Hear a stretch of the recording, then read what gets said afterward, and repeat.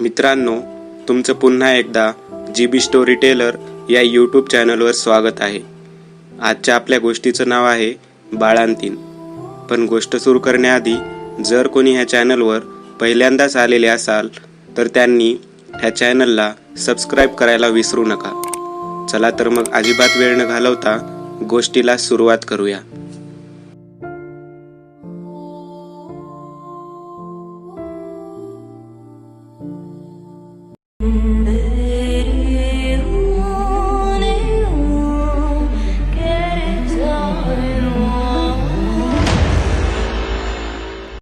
शिवा संध्याकाळची गाडी पकडून गावाला निघाला होता. त्याचं गाव पुण्यापासून 150 किलोमीटर दूर होतं. त्याची आई आजारी असल्याच्या बातमीनं तो आज दुकान लवकर बंद करून 5ला घरी आला. सुमनला त्यांनी सांगितलं की तो गावाला चाललाय. सुमन जरा चिंतेत होती, कारण तिला 8वा महिना चालू होता. तसं सुमनची मोठी बहीण आणि तिचं कुटुंब शेजारीच राहायला होतं. त्यामुळे शिवाला फार काळजी नव्हती. तो 7 वाजता स्वारगेटवरून एसटीत बसला आणि गावाला निघाला. उन्हाळ्याचे दिवस होते, त्यामुळे रात्रीचा प्रवास बरा. गाव मुळशी तामणी घाटापासून थोडं पुढं होतं. रस्ते खराब असल्यामुळे 6 तास प्रवास ठरलेला होता. रात्री 2 वाजता तो गावाच्या एसटी स्टँडवर उतरला आणि चालत चालत गावातल्या आपल्या घराजवळ पोहोचला. गावात त्याच्या घराशेजारी शिंदेचं घर होतं. शिंदे म्हणजे बबन शिंदे, तो त्याचा बालमित्र. दोघांचं लग्न जवळपास गेल्याच वर्षी झालं होतं. शिवा घराच्या जवळ आला. बबनच्या घराबाहेर त्याला बबनची बायको सुमती अंगणात बसलेली दिसली. तिचं त्याच्याकडे लक्ष नव्हतं. तिची नजर शून्यात होती. ती स्वतःशीच काहीतरी बडबडत बसली होती. काय वहिनी, अजून जाग्या कशा तुम्ही? शिवाने विचारलं. तिने त्याच्याकडे लक्ष दिलं नाही. मग तो पण जास्त विचार न करता आपल्या घराकडे वळला. त्याने दार वाजवलं. त्याच्या मोठ्या भावाच्या बायकोने म्हणजे सरिताने दार उघडलं. भाऊजी, तुम्ही यावेळी? चला लवकर आत चला, असं म्हणून तिने शिवाला घरात घेऊन दार बंद केलं. भाऊजी, अहो ही काय वेळ आहे यायची? का वहिनी, काय झालं? आणि आई कशी आहे? त्याने विचारलं. आई बऱ्या आहेत, तुम्ही हातपाय धुवून घ्या. शिवा मोरीत गेला. त्याने हातपाय धुतले आणि बाहेर आला. वहिनी त्याच्यासाठी भाजी भाकरी घेऊन आली. तो जेवायला सुरुवात करणार तेवढ्यात त्याच्या कानावर बाहेरून कुणाच्या तरी रडण्याचे, कन्याचे आवाज येऊ लागले. कोण रडत आहे वहिनी? जरा बघू का दार उघडून? थांबा, नका दार उघडू, वहिनी बोलली. लक्ष देऊ नका. का, काय झालं? आणि ती बबनची बायको अशी का बसली होती अंगणात? मी विचारलं तर काही बोलली नाही. कोण? सुमती? अहो भाऊजी, ती तुम्हाला कशी दिसली? 10 दिवस झाले तिला जाऊन. बाळातपणात गेली ती. हा रडण्याचा आवाज तिचाच आहे. ती बऱ्याच जणांना दिसली. तिचं बाळ जिवंत होतं, पण ते पण गेलं काल. काय? म्हणजे तिचं भूत झालं? शिवा थरथरू लागला. आणि आता तर रडण्याचा आवाज अजून वाढला. जाऊ द्या, जास्त विचार करू नका तुम्ही. झोपा जाऊन आत. शिवा घाबरून गेला होता. जेवण पण त्याला गोड लागत नव्हतं.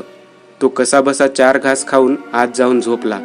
पण रात्री त्याला कसल्या तरी आवाजाने जाग आली. त्याने डोळे उघडले. एक पांढरं मांजर त्याच्या पायाशी बसलं होतं. शिवाने उठून त्या मांजराला हाकलायचा प्रयत्न केला, पण ते काही केल्यास जात नव्हतं. मग शिवाने त्याला उचलून खिडकीतून बाहेर सोडलं आणि तो परत येऊन झोपला. ते मांजर बाहेर सोडल्यावर चित्रविचित्र आवाज काढून रडायला लागलं. त्याच्या त्या आवाजामुळे शिवाची सारखी झोप मोड होत होती. तो उठून आत खिडकीतून त्याला हाकलण्याचा प्रयत्न करू लागला. ते मांजर आता कुठेतरी गडप झालं होतं. शिवा परत मागे बिछाण्याकडे वळला आणि त्याच्या अंगावर काटाच आला. सुमती त्याच्या बिछाण्याच्या बाजूला 2 पायावर बसून त्याच्याकडे बघत होती. केस मोकळे सोडलेले, भयंकर डोळे आणि काहीतरी पुटपुटत होती. शिवा तिला बघून किंचाळत बाहेर आला. त्याच्या आवाजाने आता त्याचा भाऊ वहिनी पण जागे होऊन बाहेरच्या खोलीत आले. काय रे, काय झालं? विजयने विचारलं. ती सुमती माझ्या खोलीत आहे. चल दाखव कुठं आहे. विजय आत गेला, पण आता तिथं कोणी नव्हतं. अरे, तुला भास झाला असेल. तुझी वहिनी म्हणली तुला ती दिसली. चल, मी येतो सोबतीला, असं म्हणून विजय शिवाबरोबर त्याच्या खोलीत आला. सकाळी शिवा तापाने फणफणला होता. त्याला जाग आली तेव्हा डॉक्टर आले होते. ते चेक करून गोळ्या लिहून देत होते. तो गोळ्या घेऊन तो परत झोपला. त्याला एकदम दुपारीच जाग आली. आता जरा बरं वाटत होतं. तो उठला. आईची विचारपूस करून तो परत पुण्याला यायला निघाला. 4 वाजता तो स्टँडवर आला. एसटीची वाट पाहत होता. तेवढ्यात त्याच्या खांद्यावर कोणीतरी हात ठेवला. शिवानं मागे वळून पाहिलं. बबन होता. काय रे शिवा, मला न भेटताच निघालास? बबन म्हणाला. अरे खूप घाईत होतो आणि खरं तर सुमतीच्या बाबतीत जे घडलं ते ऐकून खूप वाईट वाटलं. तुझ्याशी काय बोलावं ते कळत नव्हतं. शिवा म्हणाला. जाऊ दे ते. तू कसा आहेस? बायको कशी आहे तुझी? बबन विचारू लागला. आहे बरी. तिला पण 8वा महिना चालू आहे, म्हणूनच घाईघाईने चाललोय. हे ऐकून बबनच्या डोळ्यात एक वेगळी चमक आली. अभिनंदन इन ॲडव्हान्स. बबन असं म्हणून निघून गेला. शिवा एसटी पकडून पुण्यात पोहोचला. घरी पोहोचतच होता तेवढ्यात त्याचा फोन वाजला. विजय बोलत होता. शिवा, पोचलास का घरी? विजय विचारत होता. हो दादा, आत्ताच पोहोचलोय. का रे, सगळं ठीक आहे ना? अरे बबनने आत्महत्या केली, विजय म्हणाला. काय? अरे तो मला आता संध्याकाळी भेटला स्टँडवर. मी बोललो त्याच्याशी. ते शक्य नाही शिवा. त्याने काल दुपारी शेतातल्या झाडाला फास लावून जीव दिलाय. त्याचं शरीर कडक झालं होतं, सडायला लागलं होतं. म्हणजे मला भेटला तो बबन नव्हता? शिवाने डोक्यालाच हात लावला. आधीच घरात सुमनची ही अवस्था, त्यात या विचित्र घटना. उगाच सुमन घाबरेल म्हणून त्याने काही सांगितलं नाही तिला. तो जेवण करून झोपला. रात्री 3 वाजता तो एकदम जागा झाला. बाथरूममध्ये जाऊन आला. बाथरूमचं दार लावून तो बिछाण्याकडे वळला. बबन आणि सुमती सुमनच्या डोक्याशी बसलेले त्याला दिसले. तो ओरडणार होता, पण तोंडातून आवाज निघालाच नाही. जणू काही त्याची वाचाच बसली. त्याचं शरीर स्तब्ध झालं. सुमती आणि बबन झोपलेल्या सुमनकडे विकृत नजरेनं बघत होते. थोडा वेळ ते तसेच तिला बघत राहिले आणि मग सुमती आणि बबन खाली बसून विक्षिप्तपणे किंचाळू रडू लागले. शिवा ते अघोरी दृश्य बघत होता. त्याचे आवाज फक्त तोच ऐकू शकत होता, कारण सुमन शांत झोपली होती आणि त्याच्या डोळ्यासमोर अंधारी आली. तो खाली कोसळला. त्याला शुद्ध आली तेव्हा तो बेडवर होता. त्याच्या बाजूला सुमन होती. काय हो, काय झालं? बाथरूमच्या जवळ तुम्ही बेशुद्ध पडलेले होतात, सुमन म्हणाली. काही नाही, खास काही नाही. शिवाने काही सांगितलं नाही तिला. तो उठला आणि आवरून दुकानात गेला. तो टेलरचं दुकान चालवायचा. दुपारी 1ला तो डब्बा खाता खाता घडलेल्या घटना आठवत होता. बबन आणि सुमती माझ्या संसारावर वाईट नजर का टाकत आहेत? मी काय वाईट केले त्यांचं? तेवढ्यात त्याचा फोन वाजला. समोरून सुमनची बहीण होती. भाऊजी, सुमनला चक्कर आलीये, तुम्ही लगेच या. तो लगेच दुकान बंद करून निघाला. घर फार लांब नव्हतं. घरी आला तर सुमन शुद्धीवर आली होती, पण काहीच बोलत नव्हती. ती चांगलीच घाबरून गेली होती. सुमन, काय झालं सांग मला, शिवाने विचारलं. तुम्ही कामावर गेलात, मी टीव्ही बघत होते. तेवढ्यात एक बाई आली. ती म्हणाली की तुमच्या गावाकडून आलीये. मी तिला आत बसवलं.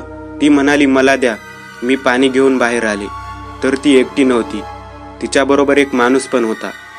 ते दोघं इथं खाली बसलेले होते. ती केस मोकळे सोडून बसली होती आणि तो छातीवर हात मारून रडत होता. मी घाबरून त्याला विचारलं, काय झालं? तर ती म्हणाली की आमचं मूल गेलं. तुझं मूल आम्ही घेऊन जाणार. ती हळूहळू माझ्याकडे चालत येऊ लागली. मी पळू लागले. त्याने मला केसांना धरून ओढलं. मी भिंतीवर डोकं आपटून बेशुद्ध झाले. कोण होते ते? का असं करत होते? सुमनने तो भयान प्रकार सांगितला. शिवाने सुमनला अजूनही काही सांगितलं नाही, पण त्याने ठरवलं की आता विजयला हा प्रकार सांगायचा. गावातले देवऋषीच काहीतरी सांगतील. रात्र झाली. शिवा टेन्शनमध्येच होता. कसाबसा त्याचा डोळा लागला. रात्री त्याला जाग आली. सुमन शेजारी नव्हती. तो घाबरला. त्याने आवाज दिला, सुमन कुठे आहेस? तो तिला बघायला आतल्या खोलीत गेला. समोरचं दृश्य भयंकर होतं. सुमन किचनच्या मध्यभागी मांडी ठोकून बसली होती. तिच्या समोर सुमती केस मोकळे सोडून काहीतरी पुटपुटत होती आणि बबन किचनच्या छताला पालीसारखा चिकटून खाली बघत हसत होता. शिवा भीतीने किंचाळला, पण कोणावर काही परिणाम झाला नाही. बबन खाली उतरला. तो आणि सुमती दोघं आता हसू लागले विकृतपणे. शिवाच्या आवाजाने सुमनची बहीण आणि तिचा नवरा बाहेर आले. दार वाजवू लागले. शिवाला धीर आला. त्याने दार उघडलं आणि किचनकडे बोट दाखवून थरथरू लागला. ते आत आले तेव्हा तिथं कोणी नव्हतं. फक्त सुमन शून्यात नजर लावून बसली होती. ते तिला आता बाहेर घेऊन आले. शिवाने आता गावाकडे घडलेला प्रकार त्यांना सांगितला. भाऊजी अहो, हे आधी सांगितलं असतात तर काहीतरी केलं असतं, पण ठीक आहे, अजून उशीर झालेला नाही. सुमनची बहीण म्हणाली. आमच्या ओळखीत आहेत एक गुरुजी, ते काहीतरी सांगतील, ती म्हणाली. रात्रभर शिवा जागाच होता आणि सुमन तशीच स्तब्ध बसून होती. सुमनची बहीण आणि तिचा नवरा सोबतीला तिथेच थांबले. शेवटी थोड्या वेळाने ते तिथेच झोपले. मधून मधून किचनच्या खिडकीतून सुमती आत डोकावत होती, तर बबन मधून मधून दार वाजवून आपले असण्याचे संकेत देत होता. दुसऱ्या दिवशी सकाळ होताच शिवाचा फोन वाजला. समोरून विजय बोलत होता. शिवा, आई गेली रे, म्हणून तो रडू लागला. शिवा तर खचून गेला. दादा मी लगेच निघतो, तो रडत रडत बोलत होता. सुमनला आता व्यवस्थित वाटत होतं. काय हो, काय झालं, तिने विचारलं. आई गेली सुमन, मला जायला हवं. तुझी ही अवस्था आहे, त्यात असले विचित्र प्रकार घडत आहेत. तू एक काम कर, तू तुझ्या बहिणीबरोबर माहेरी जा, शिवा रडत रडत म्हणाला. ठीक आहे, तुम्ही निघा, माझी काळजी करू नका, सुमन त्याला धीर देत म्हणाली. त्याने आता पटकन आवरलं. आईच्या आठवणी त्याच्या डोळ्यासमोर येत होत्या. तो एक पिशवी आणि थोडे पैसे घेऊन निघाला. निघायच्या आधी त्याने घराला कुलूप लावलं आणि सुमनला तिच्या बहिणीच्या घरात सोडून तो निघाला. तो एसटी स्टँडवर पोहोचला. त्याच्या शेजारच्या गावापर्यंत जाणारी एसटी त्याने पकडली, कारण डायरेक्ट त्याच्या गावाला जाणारी एसटी 3 तास उशिरा येणार होती.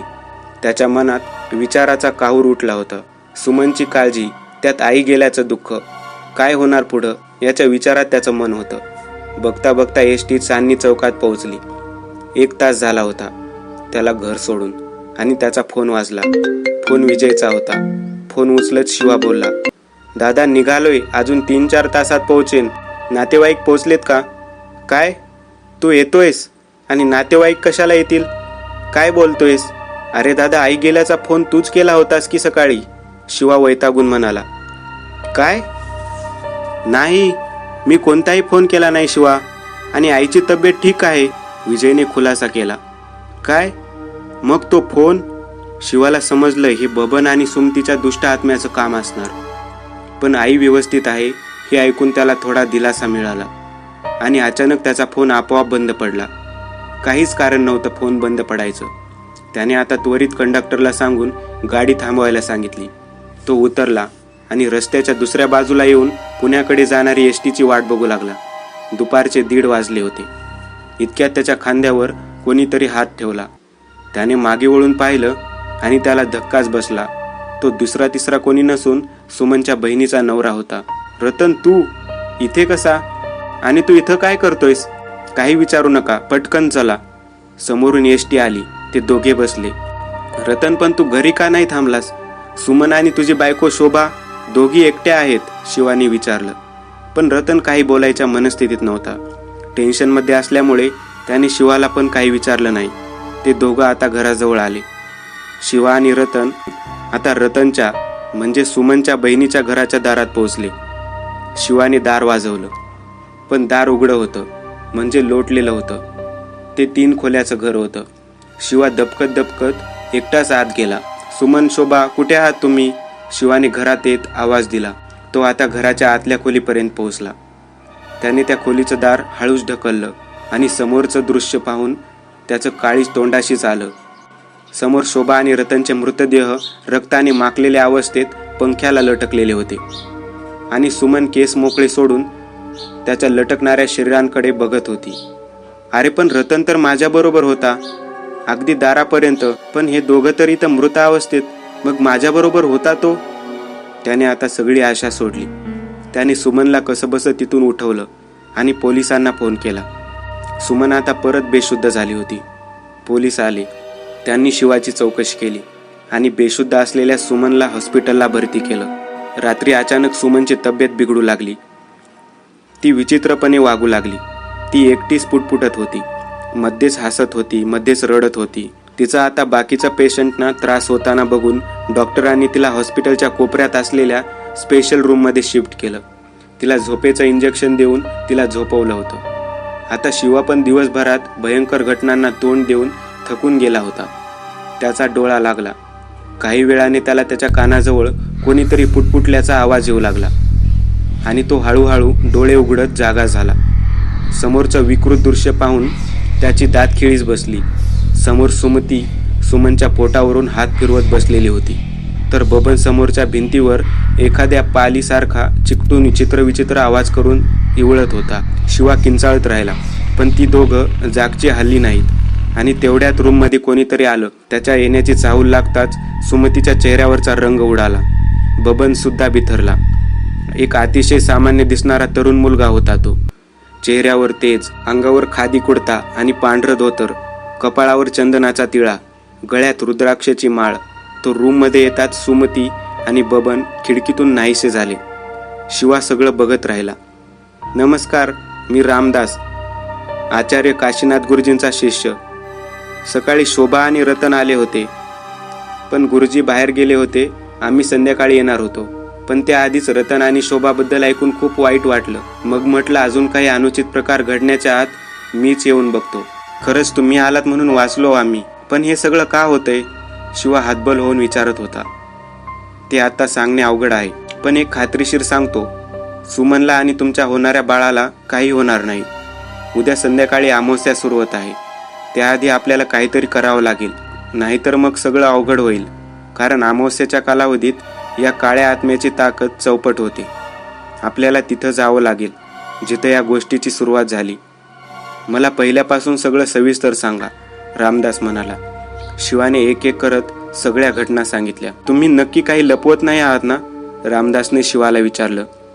नाही, मी काय लपवणार, शिवा म्हणाला. बरं चला, इथून आपण आमच्या गाडीतून तुमच्या गावाकडे जातोय आत्ता या क्षणी. पण सुमन, त्यांना इथेच ठेवू, आमच्या आश्रमात. त्या पवित्र जागेत कोणी काही करू शकत नाही. तिथे अनेक साध्वी शिष्य आहेत, त्यांच्यात सुमन सुखरूप राहील. असं म्हणून ते सुमनला घेऊन आश्रमात गेले. तिला तिथं सोडून शिवा, रामदास आणि अजून 3 शिष्य गाडीतून शिवाच्या गावी गेले. तामिनी घाट सुरू होताच वातावरण एकदम बदलून गेलं. गाडी जरा हळू होत होती, कारण रस्ता खराब होता. अचानक रस्त्याच्या बाजूला असलेल्या एका झाडावर 2 प्रेत उलटी लटकलेली शिवाला दिसले. ते दुसरं तिसरं कोणी नव्हतं, ते दोघं म्हणजे रतन आणि शोभा होते. ते खूप रागात शिवाकडे बघत होते. शिवा घामाघूम झालेला पाहून रामदासने त्याला धीर दिला. घाबरू नका, सगळं ठीक करू आपण. थोडा अजून पुढे गेल्यावर रस्त्यावर मधोमध एक पांढरं मांजर घोटाळताना दिसत होतं. पण रामदासने त्याच्या शिष्याला गाडी न थांबवता चालवायला सांगितली. गाडीजवळ येताच ते मांजर बाजूला उडी घेत रस्त्यावरून हटलं. पण मागे वळून बघितलं तर ते तिथं आजूबाजूला कुठंच दिसलं नाही. शेवटी ते आता गावात पोचले.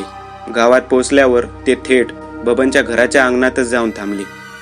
तिथं गेल्यावर रामदासने त्याच्या शिष्यांना काही सूचना दिल्या. त्यानुसार ते जागेची सफाई करून यज्ञकुंड तयार करू लागले. त्यांनी एक कुंड तयार केलं. आता विजय आणि त्याची बायकोही तिथे आले होते. ते तो सगळं प्रकार बघत होता. आता रामदास त्या कुंडाभोवती बसला. मंत्र जाप सुरू करून त्याने अग्नी प्रकट केला. मंत्र म्हणत म्हणत तो एका गहन समाधीत गेला. जवळजवळ अर्धा तास तो समाधीमध्ये होता. अर्ध्या तासाने त्याने डोळे उघडले. खूप वाईट झाले या दोघांबद्दल, पण कोणी केलंय ते कळत नाहीये, पण कळेल. त्याने शिवाला त्या कुंडाभोवती बसायला सांगितलं. त्याच्या भोवती पवित्र जल शिंपडून एक वर्तुळ आखण्यात आलं. शिवा आता या वर्तुळातून बाहेर जायचं नाही, काहीही झालं तरी. रामदास आता पिशाचनाशक विधी सुरू करू लागला. तो मोठमोठ्यांदा मंत्र म्हणून शक्तीला आवाहन करू लागला आणि अचानक खूप दूर झाला. अगदी शेजारचं पण दिसत नव्हतं. शिवाचे डोळे धुरामुळे चरचर करत होते. तो डोळे चोळू लागला आणि त्यातच त्याने पाहिलं, रिंगणाच्या बाहेर सुमन त्याला दिसली. तिचं पोट खूपच फुगलं होतं. तिच्या तोंडातून रक्ताची धार येत होती. डोळे आत गेले होते, हातापायाच्या काड्या झालेल्या, आणि तिच्या हातात एक धारदार सुरा होता. त्या सुरीचं टोक तिने तिच्या पोटावर ठेवलं होतं व ती शिवाकडे बघून विकृतपणे हसत होती. सुमन थांब, काय करतेयस? शिवसेन ओरडला. थांब शिवा, ती सुमन नाहीये, तो तुला या रिंगणाबाहेर काढायचा डाव आहे, रामदास म्हणाला. त्याने मंत्र म्हणत एक उदी तिच्या बाजूला उधळली आणि क्षणभरातच तिचं रूपांतर एका मांजरीत झालं. अकराळ विक्राळ आवाज करत ती मांजर निघून गेली, गायबच झाली. थोडा वेळ मध्ये विधी व्यवस्थित चालू होते.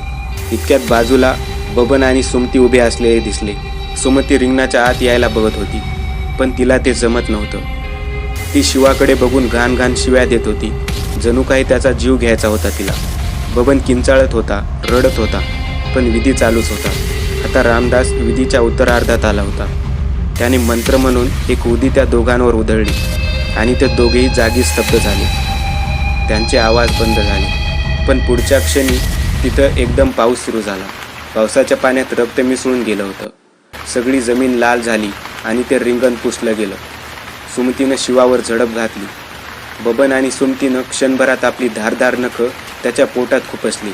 तो वेदनेने किंचाळू लागला आणि काही क्षणातच गतप्राण झाला. सुमती आणि बबन आता विकृतपणे हसत होते. शेवटी आमचा बदला पूर्ण झालाच असं म्हणत ते विक्षिप्तपणे हसत होते. आणि काही क्षणातच शिवाचा आत्मा शरीरातून बाहेर आला. तो रडत होता, पश्चातापात जळत होता. रामदास हतबल झाला. त्याने आता सुमतीला विचारलं, काय केलं तुम्ही? हे काय मिळवलं? प्रतिशोध यानेच आमच्या सुखात विष कळवलं होतं. नराधमा, सांग आता तरी खरं, सुमती म्हणाली. शिवा बोलू लागला, सुमती माफ कर मला, मी गुन्हेगार आहे तुझा. सुमती आणि मी एकमेकांना आधीपासून ओळखत होतो. आमचं प्रेम होतं, पण तिचं लग्न बबनबरोबर झालं आणि माझं सुमनशी. पण त्यानंतरही आमचे संबंध होते. बबन कधी बाप होऊ शकत नव्हता हे त्याला माहीत होतं. त्यातच माझ्यामुळे सुमतीला दिवस गेले. बबनला माहीत होतं की सुमतीचे बाहेर संबंध आहेत, पण तो मी आहे हे त्याला माहीत नव्हतं. मला माफ करा दोघं. आता सुमती बोलू लागली, माझी डिलिव्हरी झाली त्या दिवशी मी ही गोष्ट बबनला सांगितली. तो जीव द्यायला निघाला, पण त्याच्या आधीच मीच स्वतःला संपवलं. माझं मूल पण गेलं. बबनने आत्महत्या केली आणि हा नराधम काहीच झालं नाही असा जगत होता. आज माझा बदला पूर्ण झाला. आता आम्हाला दोघांना मुक्ती मिळेल आणि हा मात्र नरक यातना भोगेल.